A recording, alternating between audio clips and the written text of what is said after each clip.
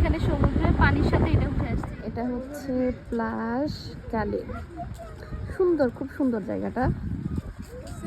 হ্যাঁ,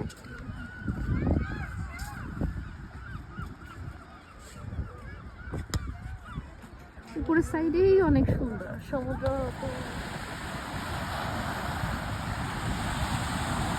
সমুদ্রের গর্জন শুনতে কি ভালো লাগে।